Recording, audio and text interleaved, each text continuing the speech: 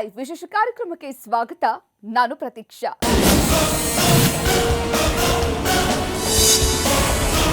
ಒಂದು ವಿದ್ಯಾಸಂಸ್ಥೆ ಅಂದ್ರೆ ಹೇಗಿರಬೇಕು ಅನ್ನೋದಕ್ಕೆ ಈ ಸಂಸ್ಥೆ ನಿಜವಾದ ನಿದರ್ಶನ. ಯಾಕಂದ್ರೆ ತಮ್ಮ ಅನೇಕ ಪ್ರಯೋಗಾತ್ಮಕ ವಿಷಯಗಳ ಜೊತೆಗೆ ತಾಂತ್ರಿಕ ಶಿಕ್ಷಣವನ್ನ ಅಮೋಘ ರೀತಿಯಲ್ಲಿ ವಿದ್ಯಾರ್ಥಿಗಳಿಗೆ ನೀಡ್ತಾ ಬಂದಿದೆ. ಅದರಂತೆ ಆ ವಿದ್ಯಾಲಯದ ಎಲ್ಲಾ ವಿಭಾಗಗಳನ್ನ ಸೇರಿಸಿ ಅಂತಾರಾಷ್ಟ್ರೀಯ ವಿಚಾರ ಸಂಕಿರಣವೊಂದನ್ನು ಯಶಸ್ವಿಯಾಗಿ ನೆರವೇರಿಸಲಾಯಿತು. ವಿದ್ಯಾರ್ಥಿಗಳ ಉಜ್ವಲ ಭವಿಷ್ಯಕ್ಕಾಗಿಯೇ ರೂಪಿಸಿದ್ದ ಆ ಕಾರ್ಯಕ್ರಮ ಸಾಕಷ್ಟು ವಿಷಯ ಮಂಥನಕ್ಕೂ ವೇದಿಕೆಯಾಯಿತು. ಆ ಶಿಕ್ಷಣ ಸಂಸ್ಥೆ ಯಾವುದು, ಆ ಕಾರ್ಯಕ್ರಮ ಹೇಗಿತ್ತು ನೋಡಿ ಈ ರಿಪೋರ್ಟ್ನಲ್ಲಿ.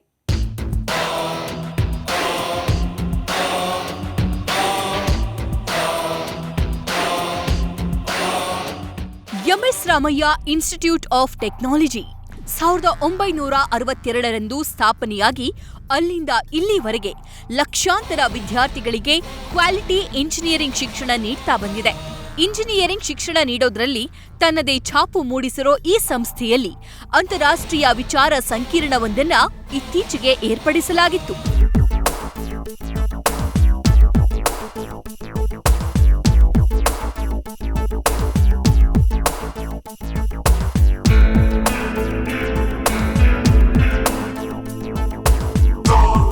ನವೆಂಬರ್ 24ರಿಂದ 2 ದಿನಗಳ ಕಾಲ ICARES ಅನ್ನೋ ಅಂತಾರಾಷ್ಟ್ರೀಯ ವಿಚಾರ ಸಂಕಿರಣವೊಂದು ರಾಮಯ್ಯದಲ್ಲಿ ನಡೆಯಿತು. Applied research in engineering science ಎಂಬ ವಿಚಾರದಲ್ಲಿ ಈ ಕಾರ್ಯಕ್ರಮ ನಡೆಸಲಾಯಿತು. ಸಾವಿರಾರು ವಿದ್ಯಾರ್ಥಿಗಳು ಇದರ ಪ್ರಯೋಜನವನ್ನ ಪಡೆದುಕೊಂಡ್ರು. ಹಾಗೆಯೇ ಭೌತ, ರಾಸಾಯನಿಕ ಶಾಸ್ತ್ರ, ಗಣಿತ ಮತ್ತು ಮೊಟ್ಟ ಮೊದಲ ಬಾರಿಗೆ ಮಾನವಶಾಸ್ತ್ರ ವಿಭಾಗಗಳಿಂದನೂ ಕಾರ್ಯಕ್ರಮ ಆಯೋಜನೆಯಾಗಿತ್ತು.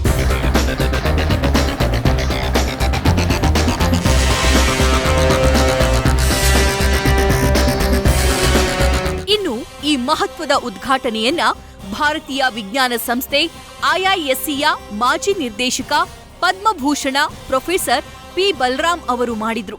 ಈ ಕಾರ್ಯಕ್ರಮದಲ್ಲಿ ಅಕಾಡೆಮಿ ಫಾರ್ ಕ್ರಿಯೇಟಿವ್ ಟೀಚಿಂಗ್ ನಿರ್ದೇಶಕ ಹಾಗೂ ಶಿಕ್ಷಣ ತಜ್ಞ ಡಾಕ್ಟರ್ ಗುರುರಾಜ್ ಕರ್ಜಗಿ, ರಾಮಯ್ಯ ಇಂಜಿನಿಯರಿಂಗ್ ಕಾಲೇಜಿನ ವೈಸ್ ಚೇರ್ಮನ್ MR ಸೀತಾರಾಮ್, JEFನ ಚೀಫ್ ಎಕ್ಸಿಕ್ಯೂಟಿವ್ BS ರಾಮ್ಪ್ರಸಾದ್, ಗಣಿತ ವಿಭಾಗದ ಮುಖ್ಯಸ್ಥ doctor NL Ramesh, G Ramachandra, RIT principal NVR Naidu ಸೇರಿದಂತೆ ಹಲವಾರು ಗಣ್ಯ ವ್ಯಕ್ತಿಗಳು ಭಾಗಿಯಾಗಿದ್ರು.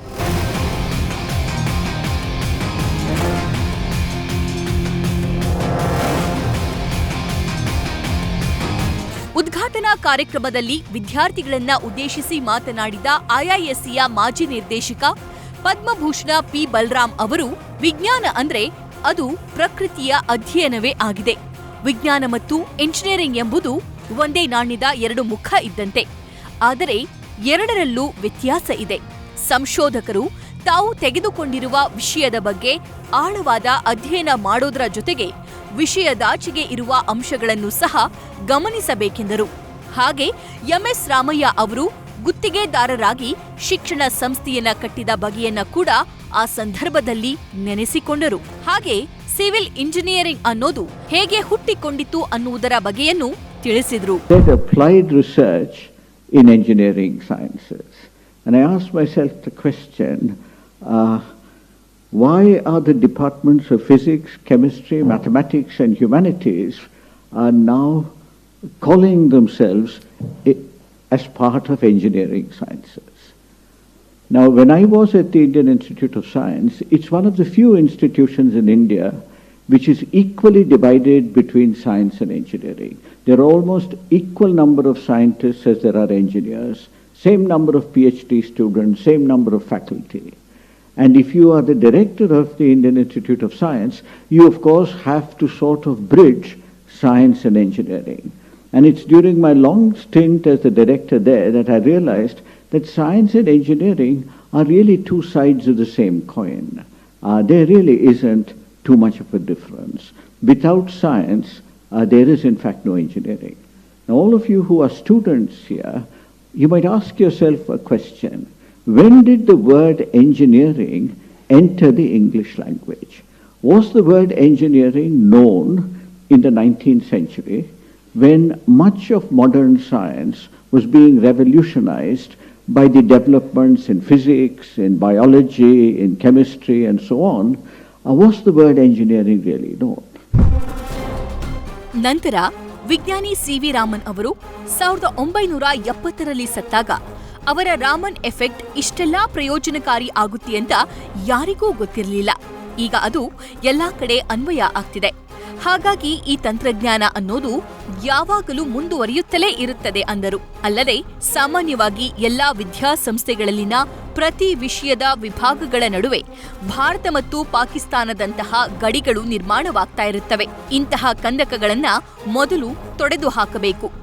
ನಾವು ಇಂದು ರಾಷ್ಟ್ರೀಯ ಶಿಕ್ಷಣ ನೀತಿಯ ಕಾಲದಲ್ಲಿದ್ದೀವಿ.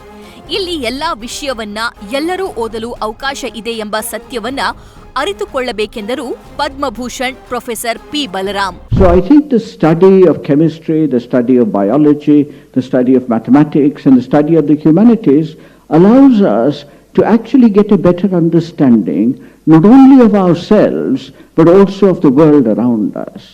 So therefore I think it's particularly appropriate that you are having a conference which brings all these disciplines together to celebrate a major anniversary.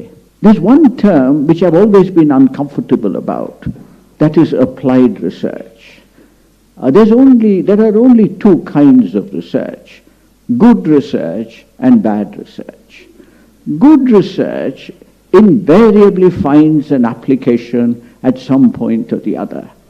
When C.V. Raman announced his observation of anomalous scattering of light, new frequency and so on, he was studying light scattering in liquids. He was trying to explain phenomena like the color of the sea and so on. Did Raman think that the Raman effect would have any application? I think Raman died in 1970 having no idea that the Raman effect was going to have enormous applications.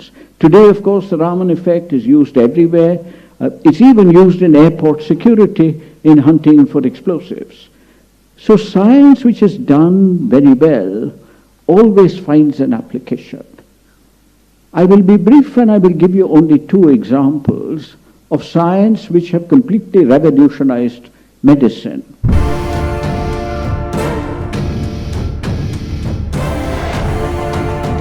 ಇನ್ನು ಸಮ್ಮೇಳನವನ್ನ ಉದ್ದೇಶಿಸಿ ಮಾತನಾಡಿದ academy for creative ಟೀಚಿಂಗ್ನ ನಿರ್ದೇಶಕ ಹಾಗೂ ಶಿಕ್ಷಣ ತಜ್ಞರಾದ doctor Gururaj Karjagi ಅವರು ತಮ್ಮ ಭಾಷಣದಲ್ಲಿ ಹಲವು ಸಂಶೋಧಕರ ಉದಾಹರಣೆಗಳನ್ನ ಕೊಡ್ತಾ ವಿದ್ಯಾರ್ಥಿಗಳಿಗೆ ಪ್ರಾಯೋಗಿಕ ಮತ್ತು ಅನ್ವಯಿಕ ವಿಜ್ಞಾನದ ಮಹತ್ವವನ್ನ ತಿಳಿಸಿ ಹೇಳಿದ್ರು.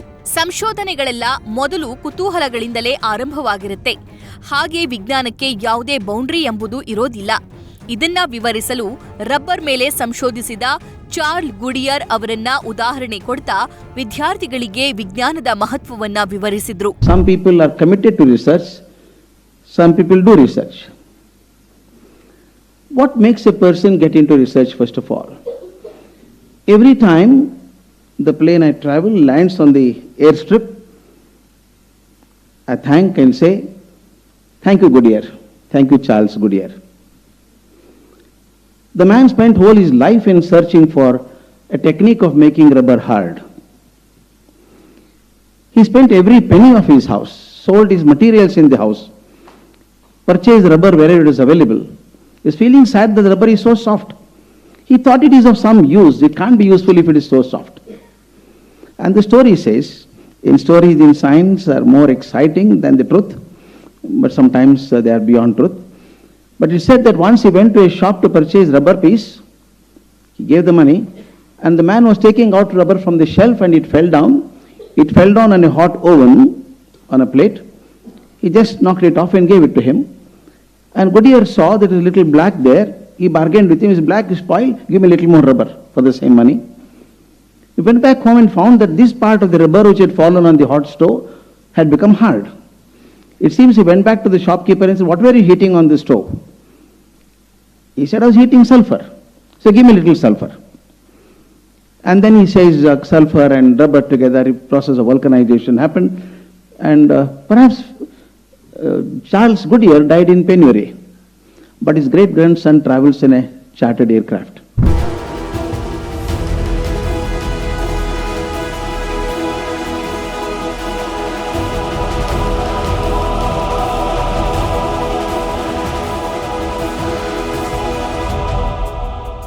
ರಾಮಯ್ಯ ಇಂಜಿನಿಯರಿಂಗ್ ಸಂಸ್ಥೆಯಲ್ಲಿ ನಡೆದ ಆ ಒಂದು ಕಾರ್ಯಕ್ರಮ ಎಲ್ಲರ ಗಮನ ಸೆಳೆದಿತ್ತು.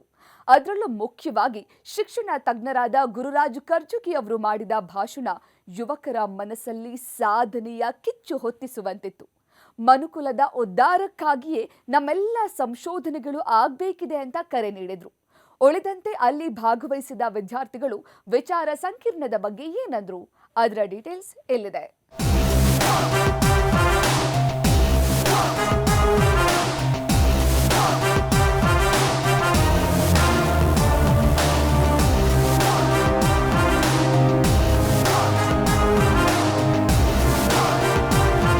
ಒಬ್ಬ ಮನುಷ್ಯನಲ್ಲಿ ಸಾಧನೆಯ ಕಿಡಿ ಹೊತ್ತಬೇಕಂದ್ರೆ ಅದಕ್ಕೆ ತಕ್ಕ ಪ್ರೇರಣೆ ಸಿಗಲೇಬೇಕು.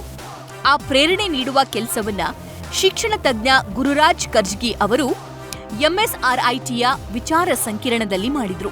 ತಮ್ಮ ಭಾಷಣದಲ್ಲಿ ಕರ್ಜಗಿ ಅವರು ಹೇಳಿದ ಬಹುಮುಖ್ಯ ವಿಚಾರ, ಯಾವುದೇ ಶಿಕ್ಷಣ ಸಂಸ್ಥೆಯ ಪ್ರಾಧ್ಯಾಪಕರು ಮೊಟ್ಟ ಮೊದಲು ಮಾಡಬೇಕಾದದ್ದು ಏನು ಅಂತ ಹೇಳಿದ್ದು.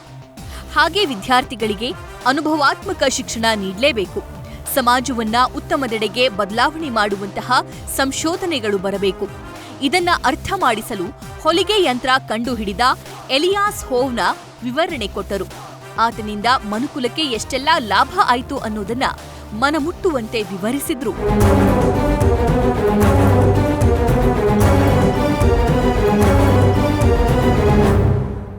ಯಾವಾಗಲೂ ನಮ್ಮದು ಎರಡು ಭಾಗ ಇದೆ. ಒಂದು ಜ್ಞಾನಕ್ಕೆ ಸೇರುವಂಥದ್ದು, ಇನ್ನೊಂದು ಜೀವನಕ್ಕೆ ಪ್ರಯೋಜನ ಆಗುವಂಥದ್ದು. ಅದನ್ನು ನಾವು ಬೇಸಿಕ್ ಆ್ಯಂಡ್ ಅಪ್ಲೈಡ್ ರಿಸರ್ಚ್ ಅಂತ ಕರಿತೀವಿ. ಈಗ ನಮ್ಮ ಮನೆಯಲ್ಲಿ ಕಂಪ್ಯೂಟರ್ ಕೆಟ್ಟು ಹೋಗಿದೆ, ಅದನ್ನು ರಿಪೇರಿ ಮಾಡಬೇಕು. ಅವನು ಕಂಪ್ಯೂಟರ್ ಸಿದ್ಧಾಂತ ಗೊತ್ತಿರಲಿಕ್ಕಿಲ್ಲ, ಅವನಿಗೆ ರಿಪೇರ್ ಮಾಡೋದು ಗೊತ್ತಿದೆ, ಅದು ಅಪ್ಲೈಡ್ ಆಯಿತು. ಆದರೆ ಕಂಪ್ಯೂಟರ್ ಹೇಗೆ ಅಂತ ಗೊತ್ತಾದ್ರೆ ತಾನೇ ಇದು ಬರೋದು. ನಾನು ಯಾವಾಗಲೂ ಹೇಳ್ತೀನಿ, ಮೂಲ ಜ್ಞಾನ, ಬೇಸಿಕ್ ಜ್ಞಾನ ಅಂದರೆ ಓವರ್ ಹೆಡ್ ಟ್ಯಾಂಕ್ ಇದ್ದ ಹಾಗೆ. ನಲ್ಲಿಯಲ್ಲಿ ನೀರು ಬರೋದು ಅಪ್ಲೈಡ್ ಸೈನ್ಸ್ ಇದ್ದ ಹಾಗೆ. ಟ್ಯಾಂಕಲ್ಲಿ ನೀರು ಇಲ್ಲೋದು ನಲ್ಲಿಯಲ್ಲಿ ಹೆಂಗೆ ಬರುತ್ತೆ? ಅದಕ್ಕೆ ಜ್ಞಾನ ಮೊದಲು ಸಂಪಾದನೆ ಮಾಡಿಕೊಂಡು ಅದನ್ನು ಬಳಸೋದು ಹೇಗೆ ಜೀವನಕ್ಕೆ ಅಂತ ಮಾಡಬೇಕು. ಅದರಿಂದ ಈ ಪ್ರಯೋಗಶೀಲವಾದಂಥದ್ದು, ಪ್ರಾಯೋಗಿಕವಾದಂಥ ಸಂಶೋಧನೆ ಅದಾಗಬೇಕು ಅನ್ನೋ ಉದ್ದೇಶದಿಂದ ಕಾನ್ಫರೆನ್ಸ್ ಮಾಡಿದ್ದಾರೆ. ನಿಜವಾಗ್ಲೂ ನಾವು RITಯನ್ನು ತುಂಬ ಅಭಿನಂದಿಸಬೇಕು ಇದಕ್ಕೋಸ್ಕರ. ಹಾಗೆ ಈ ಯಶಸ್ಸಿನ ಶಿಕ್ಷಣ ಸಂಸ್ಥೆ ಕಟ್ಟಿದ ಶ್ರೀ MS ರಾಮಯ್ಯ ಅವರ ಶ್ರಮ ಹಾಗೂ ಅವರಲ್ಲಿರೋ ದೂರದೃಷ್ಟಿಯನ್ನ ಹೇಗೆ ಜಾರಿಗೆ ತಂದ್ರು ಅನ್ನೋದನ್ನ ವಿವರಿಸ್ತಾ ಮಾತಿನ ಮಧ್ಯೆ ನೆನೆಸಿಕೊಂಡರು. ಹಾಗೆ RITಯ ಈ ವಿಚಾರ ಸಂಕಿರಣವು ಹೇಗೆ ವಿದ್ಯಾರ್ಥಿಗಳಿಗೆ ನೆರವಾಗಲಿದೆ ಅನ್ನೋದನ್ನ ತಮ್ಮ ಮಾತಿನಲ್ಲಿ ಎಲ್ಲರ ಜೊತೆ ಹಂಚಿಕೊಂಡರು. ಅಲ್ಲದೆ ಇಂತಹ ಮಹತ್ವವುಳ್ಳ ವಿಚಾರ ಸಂಕಿರಣ ಮಾಡಿದ RIT ಬಗ್ಗೆ ಅಭಿಮಾನ ಮತ್ತು ಗರ್ವ ಇದೆ ಎಂದು ಹೇಳಿದರು. ಯಾರಾದರೂ ಒಂದು 20 ವರ್ಷ ಬದುಕಿದರೆ ಗಟ್ಟಿ ಇರಬೇಕು, ಬೆನ್ನೆಲುಬು ಅಲ್ವಾ? 60 ವರ್ಷ ಒಂದು ಸಂಸ್ಥೆ ನಡೆದು ಇನ್ನೂ ನಂಬರ್ 1 ಆಗಿರ್ತದೆ ಅಂದರೆ ಎರಡು ಕಾರಣ. ಒಂದು, ಅದು ನಡೆಸುವವರಿರುವಂಥ ಉದ್ಯಮಶೀಲತೆ ಆಗಲಿ, ಪ್ರೀತಿ ಆಗಲಿ ಒಂದಿರ್ಬೋದು. ಮತ್ತು ಜ್ಞಾನಾಪೇಕ್ಷೆ ಆಗಿರುವಂಥದ್ದು. ಜ್ಞಾನಾಪೇಕ್ಷೆ ಆಗಿರೋ ಸಂಸ್ಥೆಗಳು ಬಹಳ ಕಮ್ಮಿ. ಅಂಥ ಅತ್ಯಂತ ಕಮ್ಮಿ ಸಂಸ್ಥೆಗಳಲ್ಲಿ RIT ಬಹಳ ದೊಡ್ಡದು. ಅದ್ರ ಬಗ್ಗೆ ತುಂಬ ಅಭಿಮಾನ ಇದೆ, ಗರ್ವ.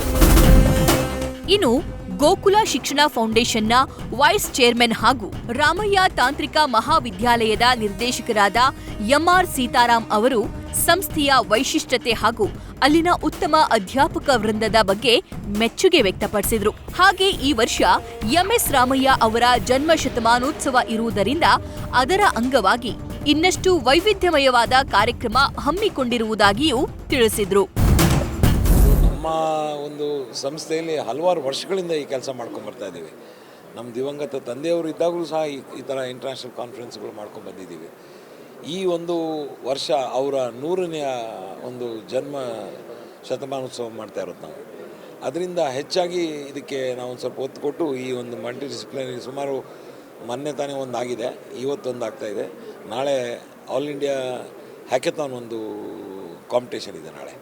ಸೊ ಮತ್ತು ಡಿಸೆಂಬರಲ್ಲಿ ಒಂದು ಇಂಟರ್ನ್ಯಾಷನಲ್ ಕಾನ್ಫರೆನ್ಸ್. ಈ ರೀತಿ ಫ್ರೀ ಫ್ಲೋ ಆಫ್ ಐಡಿಯಾಸ್, ಇದರಿಂದ ಈ ಸೈನ್ಸ್ಗೆ, ರಿಸರ್ಚ್ಗೆ, ಇಂಜಿನಿಯರಿಂಗ್ಗೆ ಇವೆಲ್ಲಕ್ಕೂ ಇನ್ನೂ ಹೆಚ್ಚು ಒಂದು ಉತ್ಸಾಹ ಕೊಟ್ಟಂಗೆ ಆಗ್ತಿದೆ ಅಂತ ನಮ್ಮ ನಂಬಿಕೆ. ಜ್ಞಾನವನ್ನು ವಿಸರ್ಜನೆ ಮಾಡ್ತಾ ಇದ್ದಾರೆ, ಅಂದರೆ ಹೇಳ್ಕೊಡ್ತಾ ಇದ್ದಾರೆ. ಅವರಲ್ಲಿ ಒಂದು ಮೆರಿಟ್ ಮಾತ್ರ ಒಂದು ಐಡೆಂಟಿಟಿ ಇರಬೇಕು. ಅಂದರೆ ಅವ್ರದಲ್ಲಿರೋ ಯಾವ ಒಂದು ಮೆರಿಟ್ ಇದೆ ಅದನ್ನು ಮಾತ್ರ ಒಂದು ನಾವು ಹೇಳ್ಬೋದು ಮಾನದಂಡ ಅಂತ ಇಟ್ಕೊಳ್ಳಿ. ನಮ್ಮ ಸೆಲೆಕ್ಷನಲ್ಲಿ, ನಮ್ಮ ಈ RITನಲ್ಲಿ ಯಾವತ್ತೂ ಮೆರಿಟೇ ಮಾನದಂಡ. ಬೇರೆ ಎಲ್ಲ ಯಾವ ಇದು ಇನ್ಸ್ಟಿಟ್ಯೂಷನಲ್ಲಿ ಇದೋ ಇಲ್ಲೋ ನನಗೆ ಗೊತ್ತಿಲ್ಲ. ಈ ವಿಚಾರ ಸಂಕಿರಣದಲ್ಲಿ ಮಹತ್ವವಾದ 207 ಸಂಶೋಧನಾ ಪೇಪರ್ಗಳು ಮಂಡನೆಯಾದವು ಮತ್ತು ರಾಜ್ಯದ ಮೂಲೆ ಮೂಲೆಯಿಂದ ಬಂದು ವಿದ್ಯಾರ್ಥಿಗಳು ಅತಿ ಉತ್ಸಾಹದಿಂದ ಪಾಲ್ಗೊಂಡಿದ್ದಾರೆ. ಈ ವಿಚಾರ ಸಂಕಿರಣದ ಯೋಚನೆ ಮೊದಲು ಇಂಜಿನಿಯರ್ ವಿಭಾಗಕ್ಕಷ್ಟೇ ಸೀಮಿತ ಆಗಿತ್ತಂತೆ. ಹಾಗೆ ಶುರುವಾದ ಯೋಚನೆ ಕೊನೆಗೆ ಎಲ್ಲಾ ವಿಭಾಗವನ್ನ ಸೇರಿಸಿಕೊಂಡು ಮಾಡುವ ಆಲೋಚನೆಗೆ ದೂಡಿತಂತೆ. ಇದರಿಂದ ಎಲ್ಲಾ ವಿಭಾಗದ ವಿದ್ಯಾರ್ಥಿಗಳು ಭಾಗವಹಿಸಿದ್ದು ಆಯೋಜಕರಿಗೆ ತುಂಬಾ ಖುಷಿ ನೀಡಿದೆ. ಅಲ್ಲದೆ ಶಿಕ್ಷಣ ತಜ್ಞರು ಮುಖ್ಯ ಭಾಷಣಕಾರರಾಗಿ ಭಾಗವಹಿಸಿದ್ದು ಇಲ್ಲಿ ಉತ್ತಮ ಪರಿಣಾಮವನ್ನೇ ಬೀರಿದೆ. So first we thought we will have to collaborate with our engineering department. ನಮ್ಮ ರಿಸರ್ಚ್ನ ನಾವು ಇಂಪ್ರೂವ್ ಮಾಡ್ಕೋಬೇಕು, ನಮ್ಮ ಅವ್ರ ಜೊತೆಗೆ ಯಾವ ಥರ ನಾವು ಅಪ್ಲಿಕೇಶನ್ ಓರಿಯೆಂಟೆಡ್ ರಿಸರ್ಚ್ ಮಾಡಬೇಕು ಅನ್ನೋ ಒಂದು ಮನಸ್ಸಿನಲ್ಲಿ ಸ್ಟಾರ್ಟ್ ಆಯಿತು. Then we thought let us have a international conference where we collaborate with the engineering science departments and do something better research. ಆ ಒಂದು ಇನಿಷಿಯೇಟಿವಿಂದ ಈ ಒಂದು ಕಾನ್ಫರೆನ್ಸ್ ಮಾಡಬೇಕು ಅಂದ್ಕೊಂಡ್ವಿ. And we have got a extremely good support from the engineering department also. And now most of our research work is collaborative. ಎಲ್ಲ engineering science department ಜೊತೆ ಸೇರಿಕೊಂಡು ನಾವು ಮಾಡ್ತಾಯಿದ್ದೀವಿ. ತುಂಬ ಪ್ರೋತ್ಸಾಹ ಸಿಗ್ತಾ ಇದೆ ಮ್ಯಾನೇಜ್ಮೆಂಟ್ ಕಡೆಯಿಂದ ಆಗಲಿ, ಪ್ರಿನ್ಸಿಪಾಲ್ ಕಡೆಯಿಂದ ಆಗಲಿ, ನಮ್ಮ ಡಿಪಾರ್ಟ್ಮೆಂಟ್ ಕೊಲೀಗ್ಸ್ ಕಡೆಯಿಂದ. We are a very big department in the college. ನಾವು ಆಲ್ಮೋಸ್ಟ್ 28 ಜನ ನಾವು ಮ್ಯಾಥಮೆಟಿಕ್ಸ್ ಡಿಪಾರ್ಟ್ಮೆಂಟ್ ಇದ್ದೀವಿ. ಟೋಟಲ್ ಸೈನ್ಸ್ನಲ್ಲಿ it is around 70-75 faculties.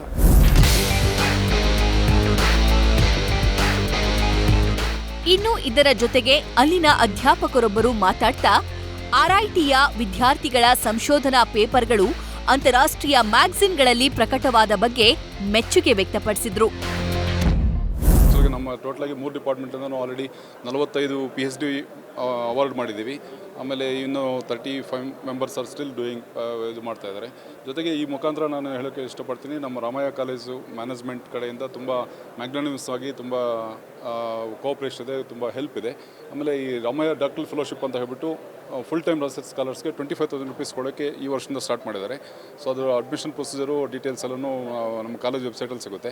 So after selection each candidate will get ₹25,000 rupees per month for 3 years for doing their PhD. ಸಂಶೋಧನೆಗಳು ಅಂದರೆ actually ನಮ್ಮದು basic research actually all PCM ಅಂದರೆ ಇದು basic knowledge. So which will go into the ಡೈರೆಕ್ಟಿಗೆ products ಅಂದರೆ commercialisation ಸ್ವಲ್ಪ late ಆಗ್ಬೋದು. But basic ನಾಲೆಡ್ಜ್ಗೆ ಎನ್ಹಾನ್ಸ್ಮೆಂಟ್ಗೆ ತುಂಬ ಪೇಪರ್ ಪಬ್ಲಿಕೇಶನ್ಸ್ ಆಗಿದೆ. ಕ್ವಾಲಿಟಿ Q1 ರೇಟೆಡ್ ಪಬ್ಲಿಕೇಶನ್ಸ್ ಎಲ್ಲೂ ತುಂಬ ಆ್ಯಕ್ಚುಲಾಗಿ ಒಂದು nearly 40 papers of high quality papers have been published in Q1 rated journals this year itself. ಈ ವಿಚಾರ ಸಂಕಿರಣದಲ್ಲಿ ಭಾಗವಹಿಸಿದ ವಿದ್ಯಾರ್ಥಿಗಳ ಅನುಭವದ ಮಾತುಗಳು ಕಾರ್ಯಕ್ರಮದ ಯಶಸ್ಸನ್ನ ಹೇಳ್ತಾ ಇತ್ತು. ಇಂಜಿನಿಯರಿಂಗ್ ವಿದ್ಯಾರ್ಥಿಗಳು ವಿಜ್ಞಾನವನ್ನ ಹೇಗೆ ಅರ್ಥ ಮಾಡಿಕೊಳ್ಬೇಕು ಅನ್ನೋದು ಈ ವಿಚಾರ ಸಂಕಿರಣ ಅರ್ಥ ಮಾಡಿಸಿದೆ ಅಂತ ಖುಷಿ ಹಂಚಿಕೊಂಡ್ರು.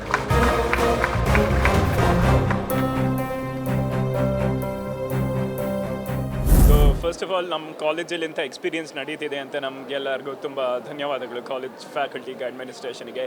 ಈ ಸೆಮಿನಾರ್ ಇರೋದ ಮೇನ್ ಥೀಮು ಅಪ್ಲೈಡ್ ಸೈನ್ಸ್ ಬಗ್ಗೆ. ಇವಾಗ ನಾವು ಇಂಜಿನಿಯರ್ಸ್ ಆಗಿದ್ರೂ ನಮಗೆ ಸೈನ್ಸ್ ಅಂದರೆ ಸೈನ್ಸ್ ಬೇಸಿಸ್ ಮೇಲೆ ಇಂಜಿನಿಯರಿಂಗ್ ಬಂತಿರೋದು.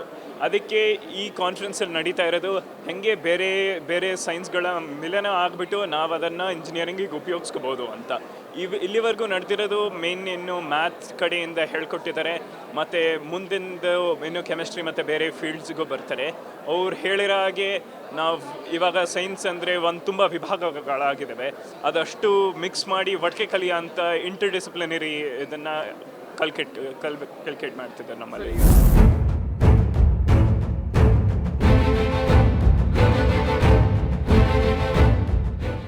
ಈ ಸೆಮಿನಾರ್ನಲ್ಲಿ ವಿಚಾರ ವಿನಿಮಯಗಳಲ್ಲದೆ ವಿದ್ಯಾರ್ಥಿಗಳಲ್ಲಿ ಕುತೂಹಲ ಹೆಚ್ಚಿಸಲು ಹಲವು ಪ್ರಯೋಗಾತ್ಮಕ ಸಂಶೋಧನೆಗಳ ಪ್ರಾತ್ಯಕ್ಷಿತೆ ತೋರಿಸಿ ವಿದ್ಯಾರ್ಥಿಗಳಿಗೆ ಮನಮುಟ್ಟುವಂತೆ ತಿಳಿಸಿಕೊಡಲಾಯಿತು. ಇದರ ಹೆಚ್ಚಿನ ಲಾಭ ಪಡೆದ ವಿದ್ಯಾರ್ಥಿಗಳು ಮೆಚ್ಚುಗೆಯ ಮಾತನಾಡಿದರು.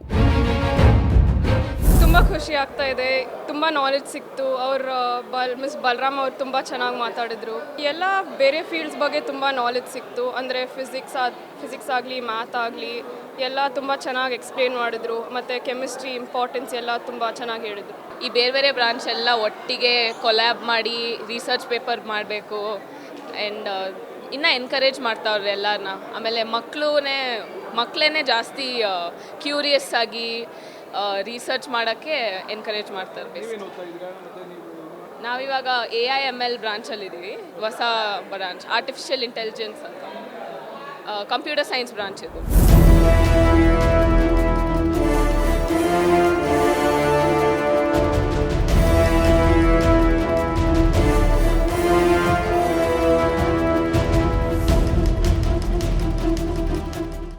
ಒಟ್ನಲ್ಲಿ RITಯ ICARES ಅಂತಾರಾಷ್ಟ್ರೀಯ ವಿಚಾರ ಸಂಕಿರಣದಲ್ಲಿ ಸಾವಿರಾರು ವಿದ್ಯಾರ್ಥಿಗಳು ಭಾಗವಹಿಸಿ ಉತ್ತಮವಾದ ಪ್ರಯೋಜನವನ್ನೇ ಪಡೆದುಕೊಂಡರು. ಹಾಗೆ ಎಲ್ಲಾ ವಿಭಾಗಗಳನ್ನ ಒಂದೇ ಆಶ್ರಯದಲ್ಲಿ ತಂದಿದ್ದು ವಿದ್ಯಾರ್ಥಿಗಳಿಗೆ ಇನ್ನಷ್ಟು ಅನುಕೂಲವಾಗಿದೆ. ಹೀಗಾಗಿ RITಯ ಈ ಪ್ರಯತ್ನಕ್ಕೆ ಧನ್ಯವಾದ ತಿಳಿಸಿ ಈ ರೀತಿಯ ಇನ್ನಷ್ಟು ಕಾರ್ಯಕ್ರಮಗಳನ್ನು ಆಯೋಜಿಸಲಿ ಎಂದು ವಿದ್ಯಾರ್ಥಿಗಳು ಹರಸಿದ್ರು.